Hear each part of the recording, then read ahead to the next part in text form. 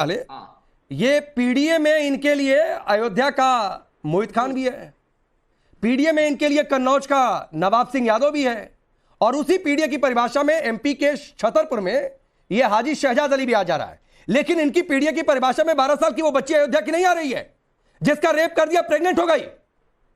कन्नौज की वो बेटी नहीं आ रही है, वो भी पीडीए समाज की थी।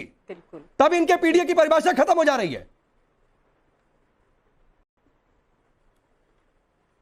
जी राकेश जी बहुत बहुत धन्यवाद। मैंने सबको बड़े ध्यान से सुना और मुझे इतना कष्ट होता है इस तरीके की मतलब बातें करने वाले लोगों से, जो सब कोई अगर कानून के विरोध में काम करता है उसको भी ये लोग धर्म जाति के अंदर लेकर के आ जाते हैं। दुराचार व्याभिचार जैसे क्राइम्स को भी ये धर्म और जाति के आधार में अंदर ला करके उसमें भी मतलब ये विभाजन करना आरंभ करते हैं। सबसे पहले तो मैं छतरपुर और मध्य प्रदेश की बात करना चाहती हूँ। जो वो व्यक्ति है, आप सोचे कंगरू कोट वो अपने घर में लगाता था, है ना, इस तरह अंधेर नगरी चौपट राजा वाला उसने हाल वहां पर मचा के रखा हुआ था। है कौन? कांग्रेस का उपाध्यक्ष है, कांग्रेस का बड़ा नेता है। इलीगल तरीके से बिना नक्शा पास कराए करोड़ों का अपना महल खड़ा कर देता है। उसके बाद बेगानी शादी में अब्दुल्ला दीवाना वाली हरकत करता है। किसी दूसरे प्रदेश में एक घटना होती है, उसमें वो ज्ञापन लेकर के पहुंच जाता है कोतवाली में, और कोतवाली में रेडिकलाइज्ड इंडोक्ट्रिनेटेड अपने साथ लोग ले जाकर के उनसे पथराव करवाता है। इसका इरादा क्या था? दंगे फसाद करवाना छतरपुर के अंदर, मध्य प्रदेश के अंदर। जो टिप्पणी हुई उसका समर्थन हम में से कोई नहीं कर रहा है,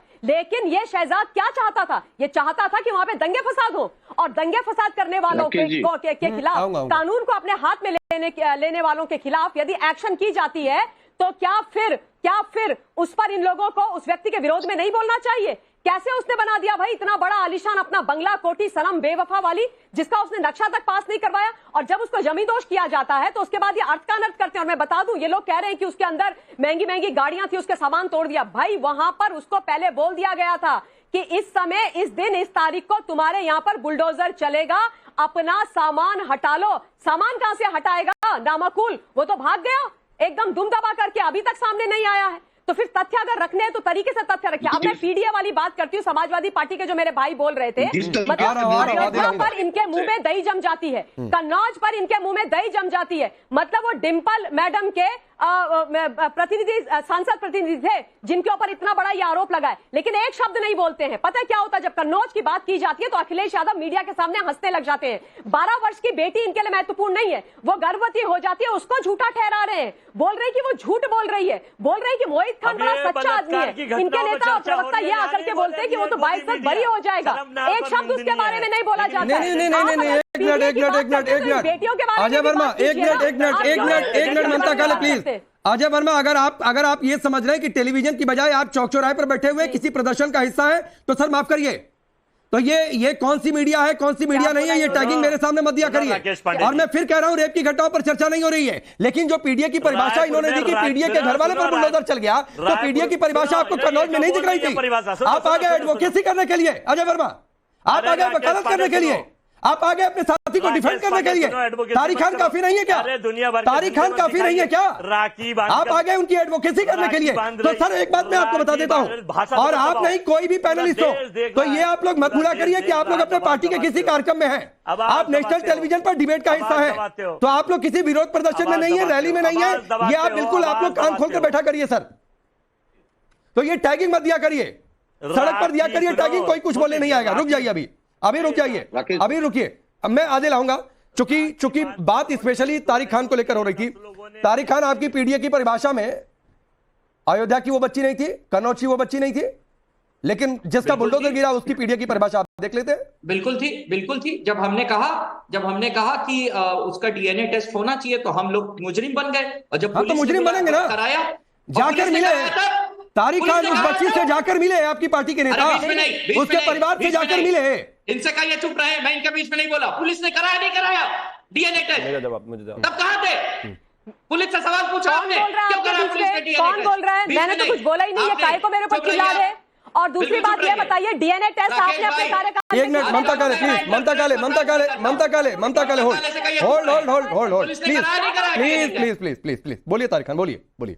मैं कह रहा हूं, हम कह दे कि डीएनए टेस्ट हो जाए तो हम अरे तो भाई उस बेटी से जाकर मिले हैं, आपकी पार्टी के नेता मिले हैं। मोहित खान जिस पर इतना गंभीर आरोप लगा उसको पार्टी से निकाला, कोई कार्रवाई की? डीएनए टेस्ट होगा तब। अरे क्या डीएनए टेस्ट होगा? तो निकालते रहे मोहित खान को तब तक, ये दिखाने के लिए कि आरोप लगाए तो हम कार्रवाई कर रहे हैं। जब रिपोर्ट फाइनल आ जाएगी, अगर ये पाक साफ निकल गया तो इसको फिर पार्टी में ले लेंगे।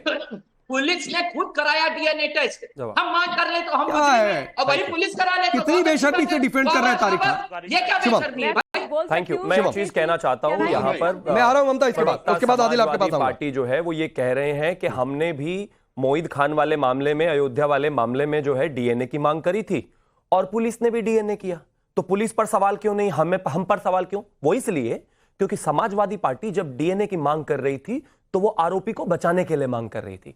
पुलिस जो डीएनए कर रही है वो सच तक पहुंचने के लिए कर रही है। आप 12 साल की बच्ची का कैरेक्टर असैसिनेशन कर रहे थे, आप पुलिस नहीं है। समाजवादी वाले पुलिस वाले हैं क्या? एक चीज बताइए, डीजीपी है क्या या फिर कोई संस्था है क्या? नहीं, वो पॉलिटिकल पार्टी है। वो अपने नगर अध्यक्ष को बचाने के लिए एक 12 साल की बच्ची जो प्रेग्नेंट है 2 महीने की, उसका कैरेक्टर असैसिनेशन कर रहे हैं। पुलिस ने इसलिए किया क्योंकि पुलिस को साफ चीजें दिखानी है कि सुनिए हम किसी के साथ नहीं है, हम सच के साथ है। पुलिस ने डीएनए किया, सब अपने आप चीजें क्लियर हो जाएंगी आगे आने वाले समय में। मैं फिर जो है शिवम मैं आपको रोक रहा हूं, मैं रेप की घटनाओं पर फिर कह रहा हूं चर्चा नहीं कर रहा हूं, बिल्कुल नहीं है। लेकिन पीडीए की परिभाषा तारिक खान लेकर आए तो भाई एक बार जाकर उस पीड़ित परिवार के घर के साथ आप लोग क्यों नहीं खड़े हुए? कितने नेता आपके चले गए तारिक? अलबत्ता तो ये हुआ कि जाकर धमकी दी कि ये केस वापस ले लो। बलात्कारी समाजवादी परिवार का है, तारिक एक छोटा रिप्लाई, तभी तो उसके साथ खड़े हैं। रुकिए शिवम, देखिए हम कभी पीड़ित के साथ खड़े हैं। जो सजा जिसने गलती की है, अगर मोहित खान गलत है उनको फांसी, अगर हम उनके साथ नहीं। अगर क्या होता है? डीएनए टेस्ट हो गया, डीएनए अगर भाई अभी उनके ऊपर आरोप है, साबित तो नहीं हुआ, डीएनए टेस्ट तो आरोप है तो क्लीन चिट दे दें, आप उस पर कुछ नहीं बोलेंगे, आप डिफेंड करेंगे। आपकी पार्टी के नेता जाकर धमकी देंगे कि केस वापस ले लो। वो मामला गलत था, किसी ने धमकी नहीं दी थी। वो धमकी दी थी भाई, केस दर्ज हुआ है, एफआईआर रजिस्टर्ड है। तारिक खान उनकी भाभी वहां एडमिट थी, वो देखने गए थे, उसको समझ लिया गया कि वो धमकी देने गए। तो एफआईआर पेश हो गई, एफआईआर पेश हो गई है। नहीं हुई एफआईआर का मतलब ये नहीं होता है कि चीज साबित हो गई। पवन पांडे ने इस बात का स्पष्टीकरण फैजाबाद में प्रेस कॉन्फ्रेंस। मैं फिर आगे बढ़ रहा हूं, मैं उस घटना पर डिबेट डिरेल नहीं करना चाहता हूं। ममता काले 30 सेकंड आपको दे रहा हूं, फिर आदिल आपके पास आऊंगा। ये दर्द जो है सिर्फ बुलडोजर एक्शन जहां पर हो जाए वहां पर कौन पीड़ित ये तलाशते हैं, कौन पीड़ित है उसका पीड़ित नहीं तलाशेंगे।